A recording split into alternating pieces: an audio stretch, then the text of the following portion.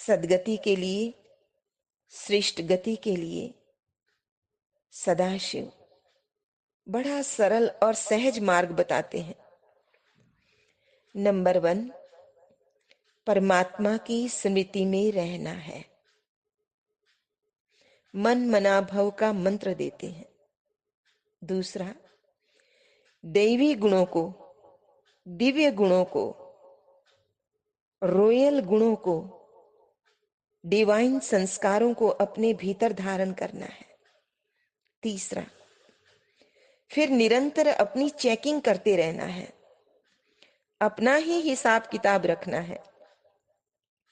आज बाबा ने योगी की योग युक्त अवस्था के लिए 3 उदाहरण दिए हैं, जिन्हें स्पष्ट करना चाहूंगी। एक तो सर्प का, दूसरा कछुए का और तीसरा भृंगी कीड़े का। जैसे सर्प अपनी कैंचुली उतार देता है, अंदर से नवीन देह निकल आती है, ठीक वैसे योगी आत्मा भी जीते जी अपनी देह से विदेही होने का अभ्यास करती है। अपना प्रत्येक कर्म योग युक्त अवस्था में स्थित होकर करने का अभ्यास करती है। दूसरा है कछुआ। यथा कछुआ जब भी कोई कर्म करता है, अपनी इंद्रियां बाहर निकाल लेता है और कर्म करने के पश्चात अपनी इंद्रियों को भीतर समेट लेता है। ये एक तरह से विस्तार को संकीर्ण करने की ही शक्ति है।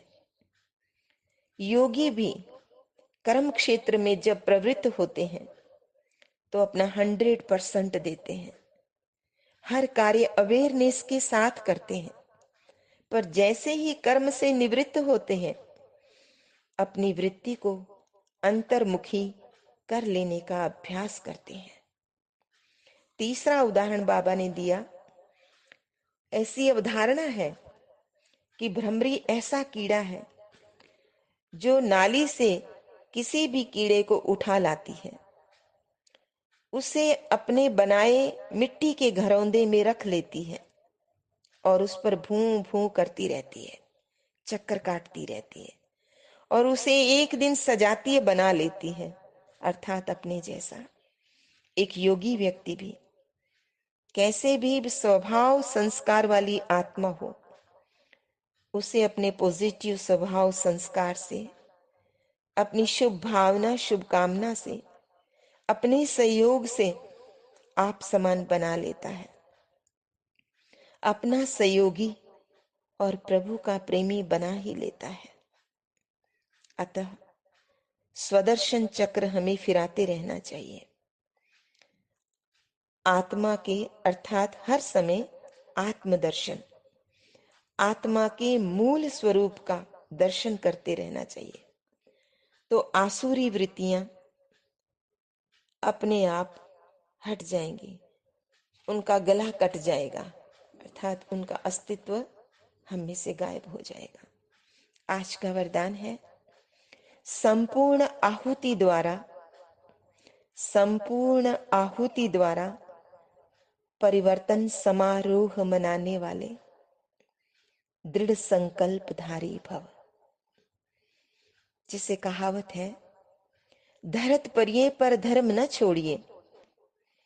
तो कोई भी सरकमस्टांस आ जाए, इस साधना के मार्ग पे चलते चलते कोई विपरीत परिस्थिति आ जाए, माया का कोई भयानक या विकराल रूप सामने आ जाए, लेकिन हमारे धर्म पर हमें अडिग रहना है।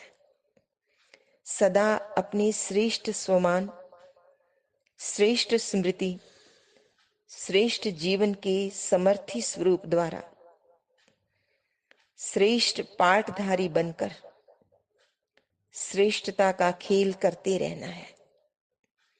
कमजोरियों के सब खेल समाप्त हो जाएं।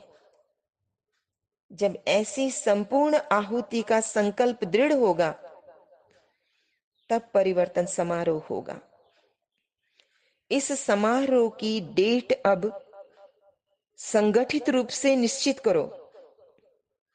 स्व परिवर्तन के लिए बाबा कहते हैं डेट फिक्स करो, और वो डेट भी सबका एक संकल्प हो, इस रूप में हो। आज का स्लोगन है रियल डायमंड बनकर अपने वाइब्रेशन की चमक विश्व में फैलाओ। रियल डायमंड बनकर अपने वाइब्रेशन की चमक विश्व में फैलाओ, अर्थात अपनी अवस्था हमेशा ऊंची रखनी है। हम देखते हैं घर में भी, जैसे हम बल्ब हमेशा ऊंचा लगाते हैं कि जिससे सारे घर में रोशनी फैले। स्ट्रीट लाइट भी आप देखते हैं वो ऊंची होती है ताकि राही को कोई कष्ट न हो। सूर्य सबसे ऊंचा है तो सारे विश्व में रोशनी करता है। वैसे हमारी भी वृत्ति ऐसी हो।